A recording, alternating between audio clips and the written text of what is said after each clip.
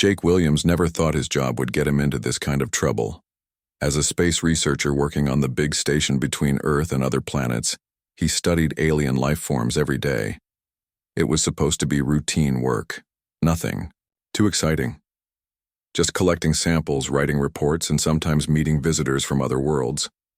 But on that Tuesday morning in 2087, everything changed. Jake was getting ready for what seemed like another boring day. The station commander had told everyone that some important aliens called Zephyrians were coming for a friendship ceremony. These blue-skinned people had been Earth's best friends in space for years. They helped humans trade with other planets and protected Earth from dangerous alien groups. The Zephyrians looked almost human, except their skin had a soft blue glow, and their eyes were much larger. They were peaceful and very smart. Most importantly, they controlled the biggest trade routes in this part of the galaxy. Without them, Earth would be alone and helpless against hostile aliens. When the Zephyrian ship arrived, Jake watched from his lab window. It was beautiful, silver and smooth, nothing like the clunky human ships. The main door opened, and out came Consul Veltara, an elderly Zephyrian who was like an ambassador. Behind him walked two young women who looked to be his granddaughters. The first granddaughter, Lisa, had short blue hair and carried what looked like scientific equipment. She moved with confidence like someone who knew a lot about complicated things. The second one, Nira, had longer hair and seemed more artistic. She was looking around with curious eyes, as if she wanted to paint everything she saw. Jake had been to these ceremonies before. Usually they involved some speeches, everyone shaking hands and then sharing food from both cultures. Pretty simple stuff. The station commander had asked all department heads to attend, so Jake put on his best uniform and headed to the main hall. The ceremony hall was decorated with flags from both Earth and the Zephyrian homeworld. About 50 people were there, half human and half Zephyrian. Everyone seemed relaxed and friendly. Jake found a spot near the back, hoping to get through this quickly and return to his work.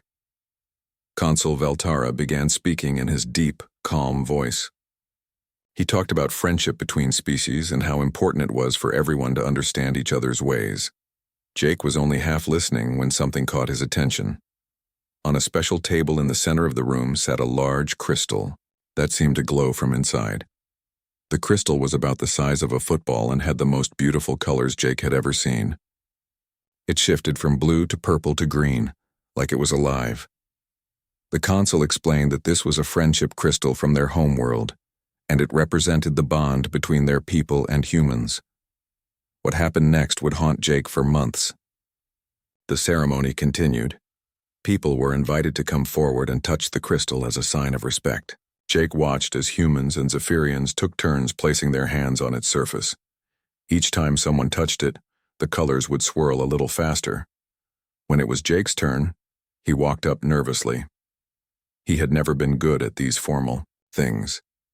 As he reached out to touch the crystal, he noticed Lisa and Nira standing on either side of it. They were both watching him with interest. Jake placed his palm on the crystal's surface. It felt warm and seemed to vibrate gently. But something went wrong. Instead of just touching it briefly like everyone else, Jake's hand seemed to stick to the crystal. The colors inside began spinning wildly, and a bright light filled the room. Everyone gasped. The two granddaughters reached out at the same time, and somehow all three of their hands ended up connected on the crystal's surface. The light got even brighter, and Jake felt a strange tingling sensation run through his whole body. When the light faded, everything had changed. Consul Veltara looked shocked. The other Zephyrians began talking rapidly in their own language. The human officials looked confused and worried. Jake tried to step back, but Lisa and Nira were staring at him with wide eyes.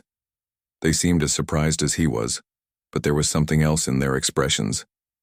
Recognition, maybe, or acceptance. The consul spoke slowly, choosing his English words carefully. What Jake had just done, he explained, was not just touching a friendship crystal. In Zephyrian culture, when an unmarried person touches their bonding crystal while two unmarried people of the opposite gender are also touching it, it creates something much more serious. Jake felt his stomach drop. He had accidentally started some kind of marriage ritual. The bonding ritual was ancient, the consul explained. It went back thousands of years on their homeworld. When the crystal glowed like that, it meant the three people were now connected by sacred law. In Zephyrian society, this was the same as being engaged to be married. Jake looked around the room. The human officials were whispering frantically among themselves. Some looked angry, others seemed scared. The Zephyrians, on the other hand, appeared to be pleased. They were nodding and making soft humming sounds that Jake had learned meant approval. This was a disaster. Jake was just a regular guy who studied alien plants and bacteria. He had never even been on a serious date with a human woman, let alone gotten engaged to two alien princesses. He tried to explain that he had not meant to do anything except show respect for their culture. But Consul Veltara shook his head sadly. The ritual could not be undone, he said. His granddaughters were now bound to Jake by sacred law. If the humans refused to honor this bond, it would be seen as a terrible insult to the Zephyrian people. The room fell silent as everyone realized what this meant. The friendship between Earth and the Zephyrian Empire was built on mutual respect for each other's customs. If Earth refused to recognize this bonding ritual, the Zephyrians might end their alliance. Without Zephyrian protection, Earth would be vulnerable to attack from hostile alien races. Jake felt like he was in a nightmare. In the space of 5 minutes, he had gone from being a nobody researcher to being at the center of an interplanetary crisis. The fate of Earth's safety might depend on whether he would marry two women he had just met. Station Commander Rodriguez took Jake aside and explained the situation quietly. The Zephyrians controlled the most important trade routes in space. They also had the strongest military fleet in this region of the galaxy. Several dangerous alien species had been threatening human colonies, but they stayed away because they feared Zephyrian revenge. If the alliance ended, Earth would lose its protection, its trade partners, and its position in the Galactic Council. Millions of human lives could be at risk, all because Jake had touched a crystal the wrong way. As Jake looked at Lysa and Nira, he realized they seemed just as trapped as he was. They had not chosen this either. They were probably as confused and scared as he was, even though they were trying to look calm and dignified. The ceremony ended in chaos. The human officials said they needed time to figure out what to do. The Zephyrians said they would wait for Earth's decision, but not for long. The consul made it clear that refusing the bond would be seen as rejecting their entire culture. Jake returned to his quarters that night knowing his life had changed forever. He was no longer just a researcher. He was now a man whose personal choices could affect the future of humanity itself. Tomorrow, lawyers and diplomats would start deciding whether Earth could force one of its citizens to marry against his will to save an alliance. As he lay in bed, Jake wondered what Lisa and Nira were thinking. Were they angry at him for accidentally starting this mess? Did they want to marry him? Or were they just as trapped by their culture's rules as he was by Earth's need for Zephyrian friendship? One thing was certain. His quiet life studying alien microbes was over. The next morning, Jake woke up to find reporters camping outside the space station. Somehow news of the accidental marriage ritual had leaked to the media, and now the whole galaxy was talking about it. His face was on every news channel, with headlines like "Human accidentally engaged to alien twins" and "Marriage crisis threatens Earth alliance." Jake felt sick to his stomach. He had always been a private person who preferred working alone in his lab. Now millions of people were discussing his personal life over breakfast. Some news reporters were calling him a hero who might save Earth through sacrifice. Others said he was a fool who had gotten humanity into this mess in the first place. The station commander called Jake to his office early that morning.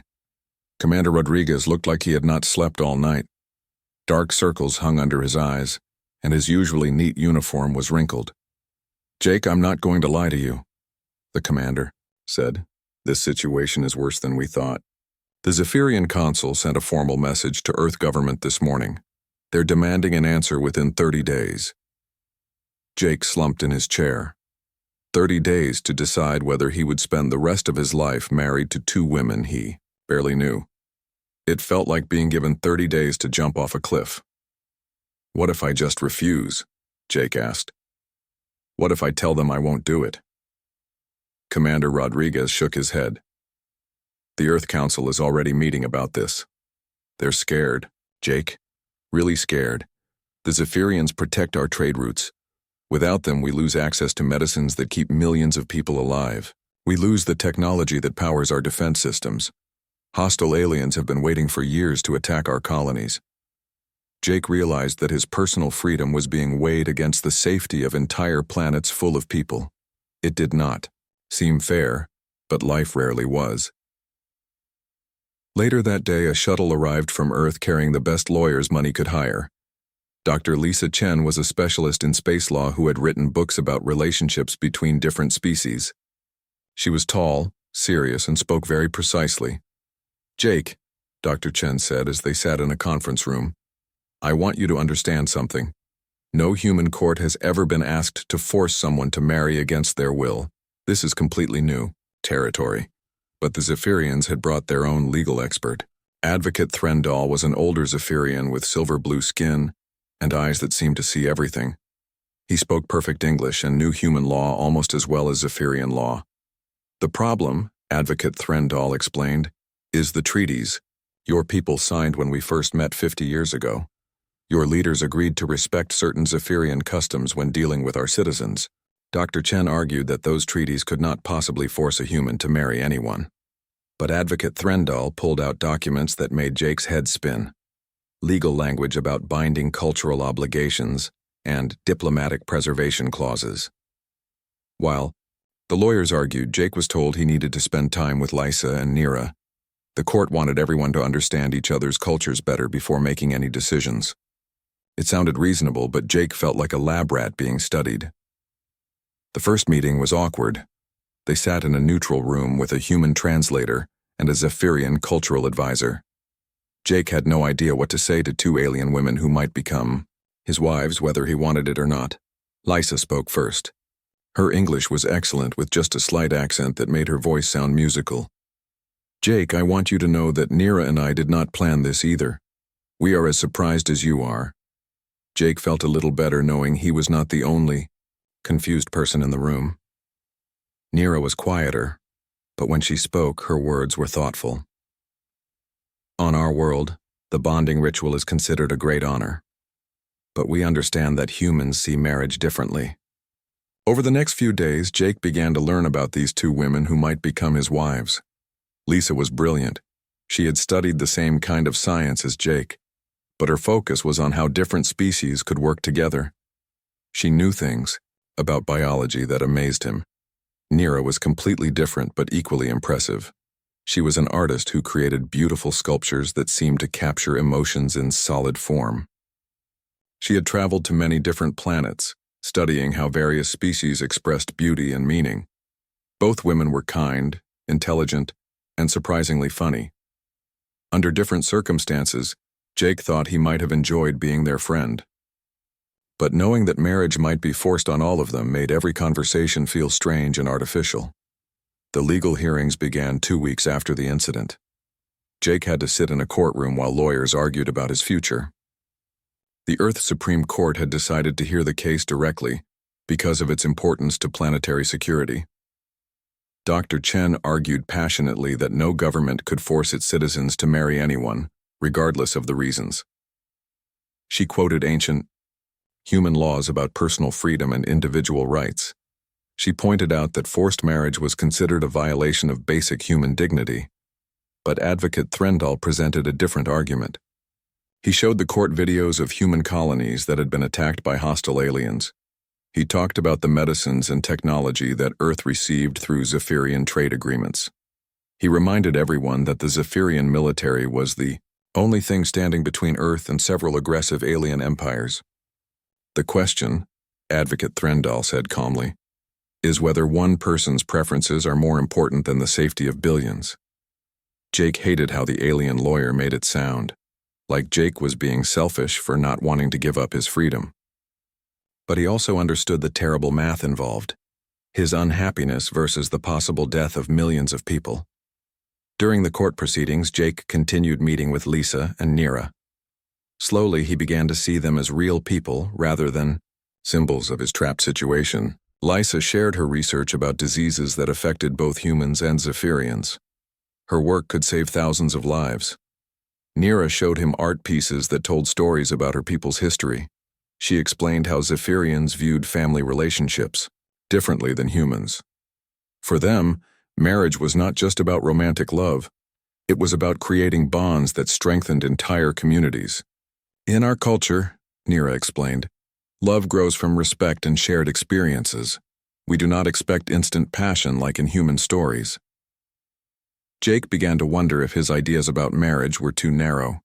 Maybe there were different ways to build meaningful relationships. The most surprising moment came when both women made an unusual proposal. They suggested that if the court decided Jake must marry them, they could structure the relationship as a partnership of equals. They would live together but maintain separate spaces. They would support each other's work and goals. Most importantly, they revealed that Zephyrian law allowed for a trial period of 2 Earth years. If after 2 years, any of us wants to end the arrangement, we can, Lisa explained. The law requires the initial bond, but it does not require permanent unhappiness. This changed everything for Jake. Instead of being trapped forever, he would have a chance to see if this unusual arrangement could actually work. It was still not ideal, but it was better than having no choice at all. As the court hearings continued, Jake realized that Lisa and Nira were also under enormous pressure. If they refused the marriage, they would bring shame to their grandfather and possibly be exiled from Zephyrian society. They were sacrificing their freedom just as much as he was. The 3 of them were all victims of circumstances beyond their control. But maybe, Jake thought, they could help each other survive those circumstances with dignity and mutual respect. The court would make its decision soon, and Jake knew his old life was already over. The question now was what kind of new life he could build from the pieces. The morning of the court decision, Jake could not eat breakfast. His stomach felt like it was full of rocks. For 3 weeks, 9 judges had listened to arguments about his future. Today, they would decide whether Earth could force him to marry Lisa and Nira to save the alliance with the Zephyrians. Jake sat in the courtroom wearing his best suit, which suddenly felt too tight. On one side sat Dr. Chen, his lawyer, looking confident but tense. On the other side, Advocate Threndall waited calmly, as if he already knew what would happen. Behind Jake, the courtroom was packed with reporters, government officials, and curious citizens. Some had traveled from other planets just to witness this historic moment. Jake tried not to think about how many people were watching. Lisa and Nira sat in the front row, wearing traditional Zephyrian formal clothes that shimmered like starlight.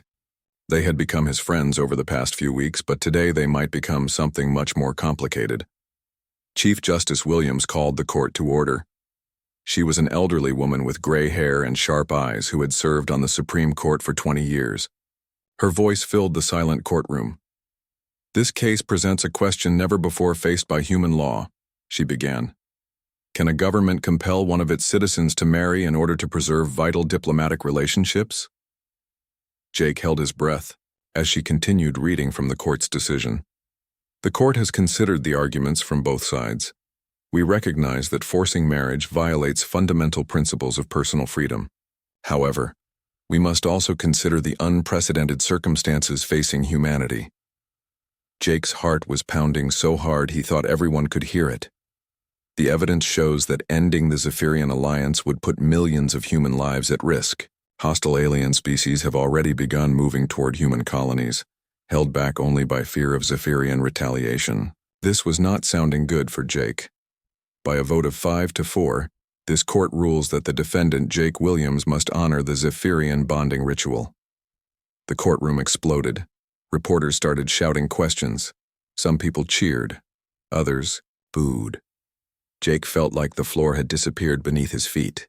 In the chaos, he heard Dr. Chen saying something about appeals, but her voice sounded like it was coming from far away. Jake looked at Lisa and Nira. Both women appeared as shocked as he felt. This was really happening. He was going to be forced to marry them whether he wanted to or not. Chief Justice Williams continued speaking over the noise. However, the court also recognizes the unusual nature of this situation. We are ordering that this arrangement be structured as a legal partnership with specific protections for all parties involved. Jake tried to focus on her words through his panic. The marriage must be recognized under both human and Zephyrian law, but the court mandates that all three parties maintain equal rights and decision-making power. No one person can be forced into arrangements they do not consent to within the marriage structure. This was confusing, but it sounded better than being completely powerless. After the court session ended, Jake found himself surrounded by reporters asking questions he could not answer. Security guards had to escort him through the crowd to a waiting car.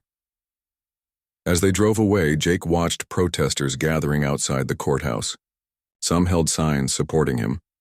Others demanded he do his duty for humanity. That evening, Jake, Lisa, and Nira met privately for the first time since the verdict. They sat in a quiet room at the Zephyrian embassy, away from reporters and government officials. "I am sorry this happened to you, Jake," Lisa said softly. "None of us chose this situation." Nira nodded. "On our world, we have a saying. When the storm comes, wise people do not fight the wind. They learn to sail." Jake appreciated their kindness, but he still felt angry about losing control of his life. "I know this is not your fault, but I cannot pretend to be happy about being forced to marry anyone." "We understand," Lisa replied. "That is why we want to propose something different." Over the next hour, the three of them worked out an agreement that surprised Jake.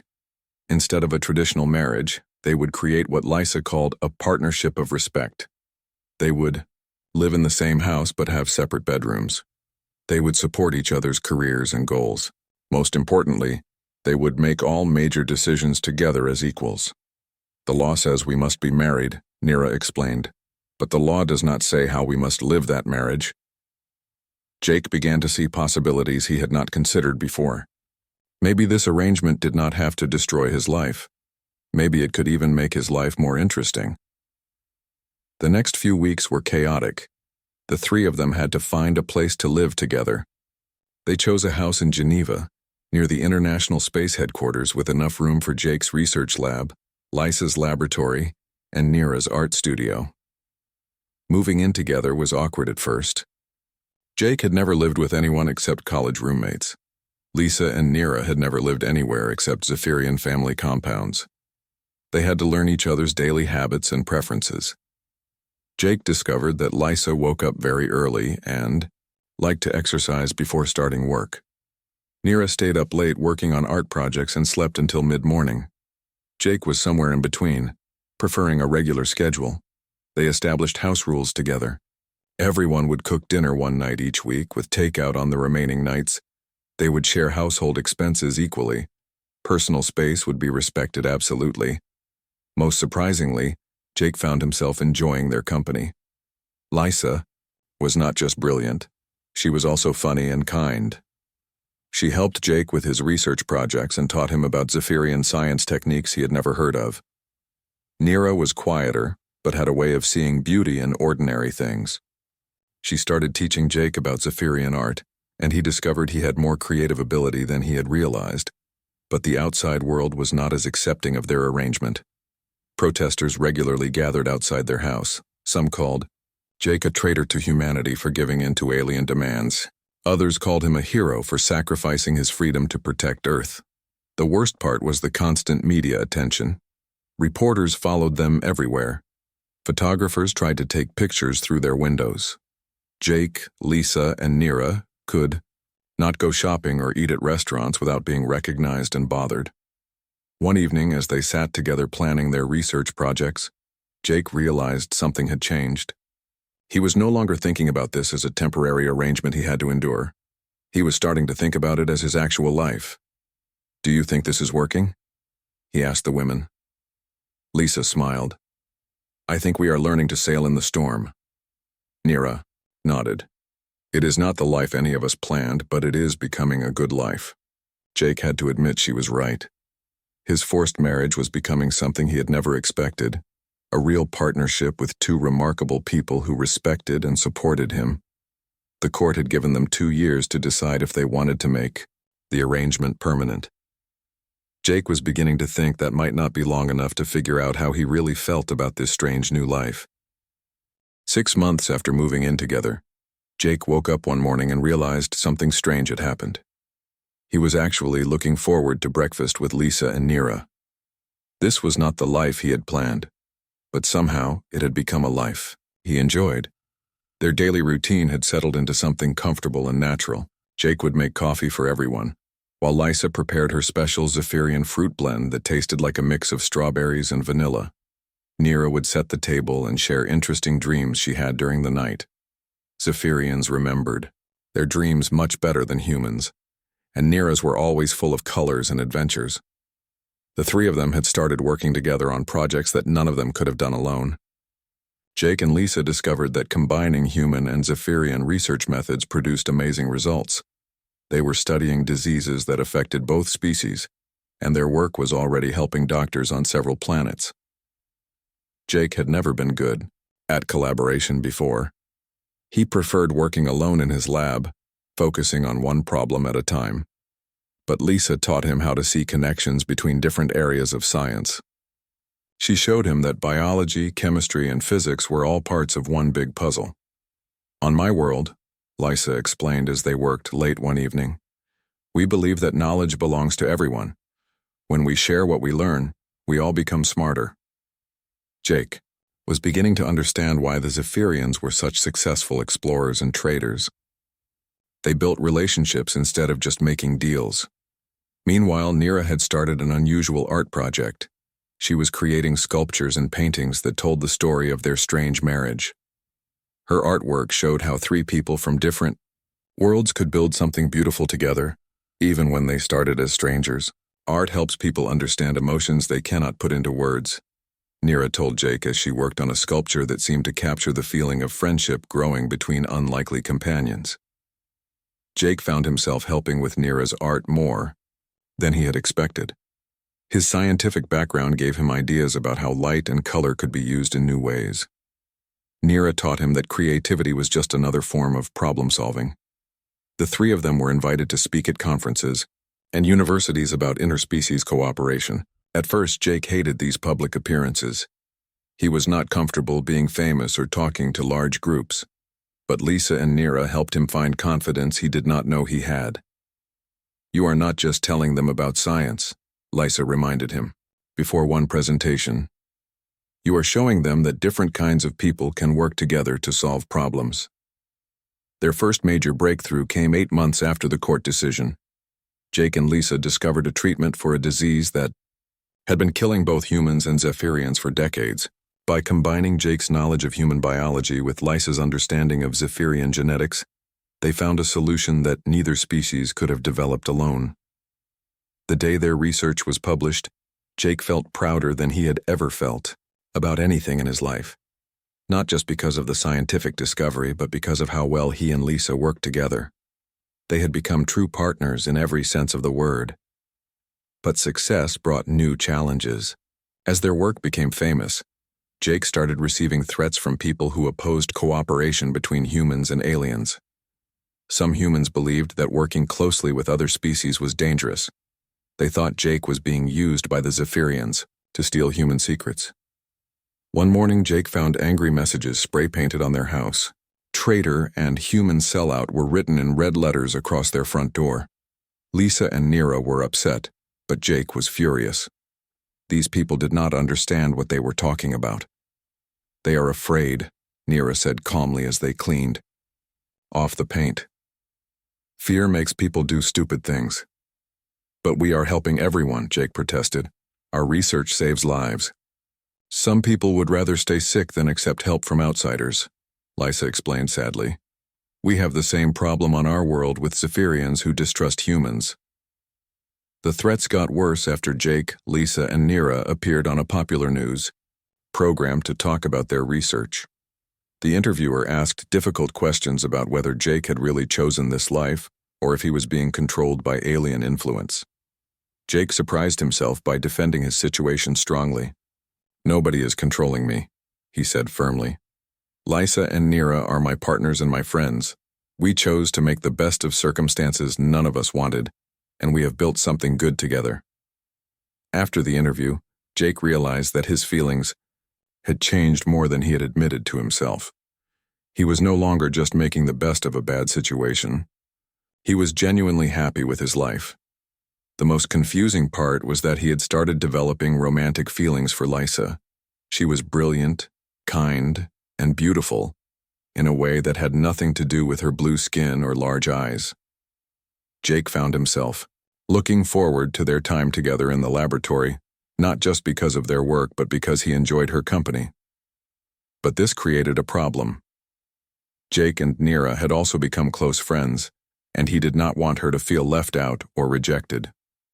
The three of them had built their relationship on equality and mutual respect. If Jake started a romantic relationship with Lysa, would that destroy the balance they had created?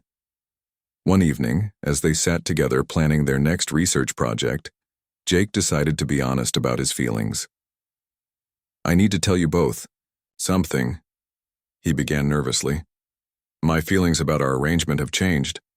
Both women looked at him with interest but no surprise. "I think I am falling in love with Lysa," Jake continued, "but I do not want that to hurt our friendship, Nira, or change the partnership we have built." Nira smiled gently. "Jake, I have been wondering when you would realize this. It has been obvious for months." Lisa blushed, her blue skin turning a deeper shade. "I have been having the same feelings," she admitted, "but I was also worried about affecting our group dynamic." "The beauty of our arrangement," Nira said thoughtfully, "is that we can define it however we want. There is no rule that says all marriages must follow the same pattern." Over the next few weeks, Jake and Lysa began exploring their romantic feelings while maintaining their friendship with Nira. It was complicated, but they found ways to make it work. Nira was genuinely happy for them and did not feel excluded from their partnership. "Love grows in many forms," Nira explained. "I love you, both as dear friends and family. You two love each other romantically. These are different kinds of love, but they can exist together." Jake had never imagined that relationships could be so flexible and understanding.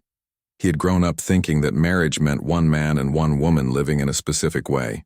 But his unusual situation had taught him that families could be built in many different ways, as long as everyone was honest and respectful.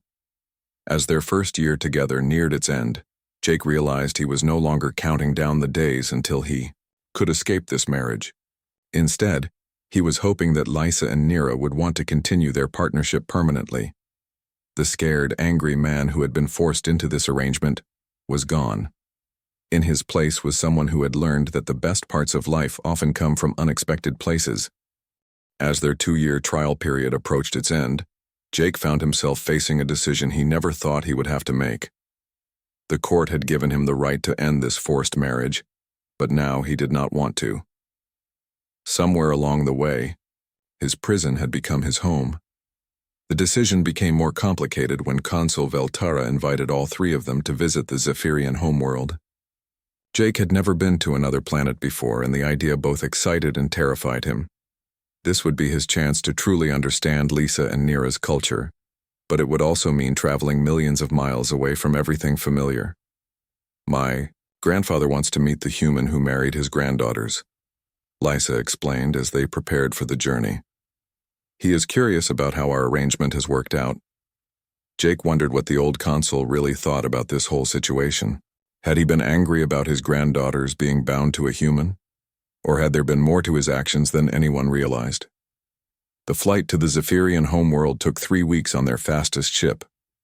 During the journey, Jake learned more about Zephyrian history and culture.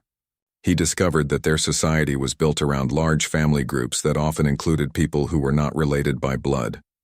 Marriage for them was less about romance and more about creating strong partnerships that benefited entire communities. On our world, we believe that the best relationships are those where people choose to stay together every day, Nira explained as they watched stars pass by through the ship's windows. "Love that is forced cannot last, but love that is chosen becomes stronger over time."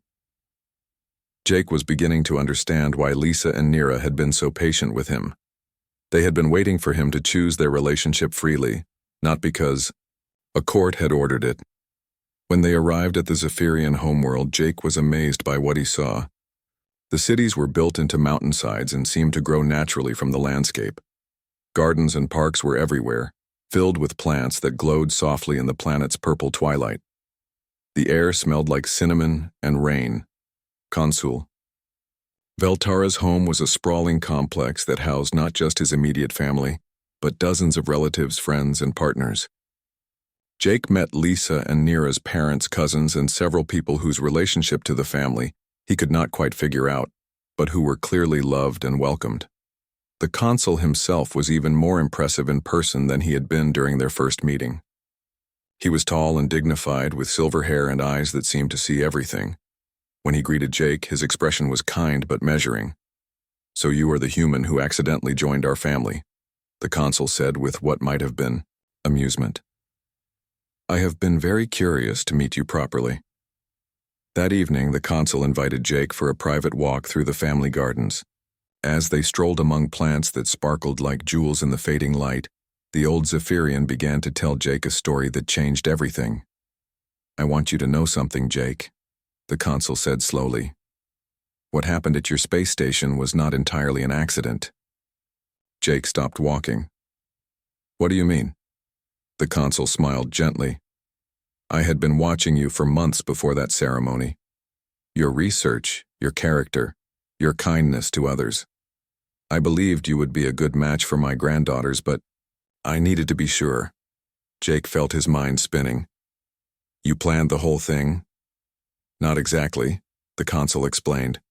"The bonding ritual is real and it cannot be faked.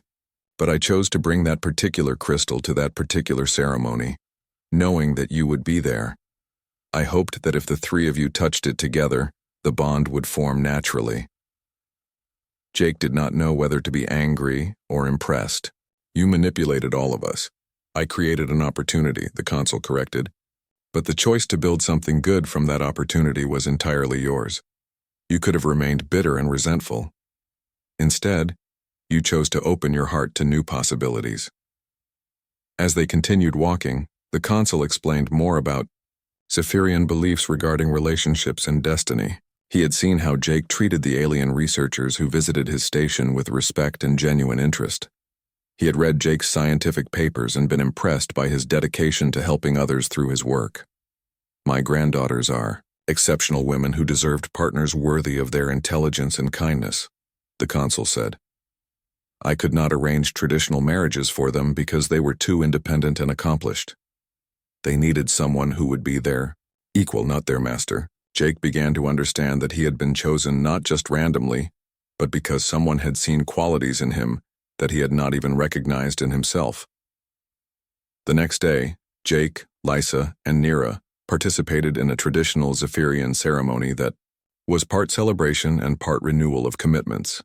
Families from across the region gathered to witness their bond being formalized according to ancient customs. But this ceremony was different from the accidental ritual that had started their relationship.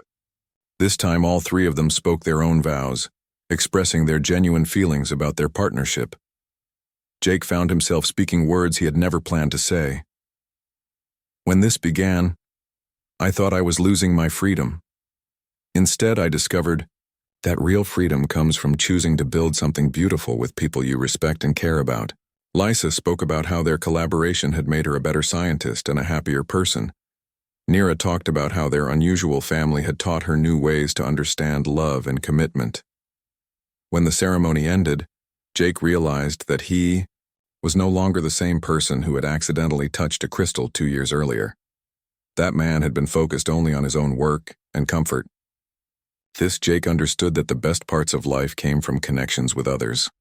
After returning to Earth, the three of them appeared before the same court that had originally forced their marriage. This time, they were there to make their own choice about their future. Judge Williams asked each of them individually whether they wanted to continue their marriage or end it. All three answered the same way. They wanted to stay together, but now as willing partners rather than reluctant participants. This court is pleased to see that what began as a legal obligation has become a genuine partnership, Judge Williams said.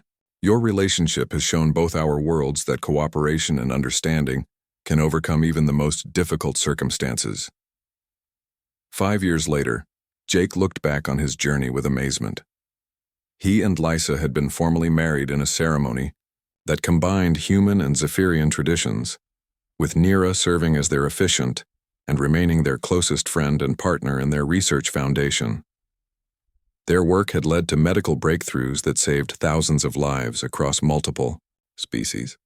They had established the first interspecies research institute where humans and Zephyrians worked together on problems that affected everyone. Jake often thought about the scared, angry man he had been when this all began. That person could never have imagined the happiness and fulfillment that came from embracing the unexpected. Sometimes the universe had plans that were better than anything people could design for themselves. Their story had become famous across many worlds as an example of how understanding and patience could turn conflict into cooperation. But for Jake, the most important part was not the fame or recognition. It was the simple fact that every morning he woke up genuinely excited about the life he was living and the people he was sharing it with. He had learned that love was not just about finding the right person, but about becoming the right person. And sometimes that transformation happened in ways no one could have predicted.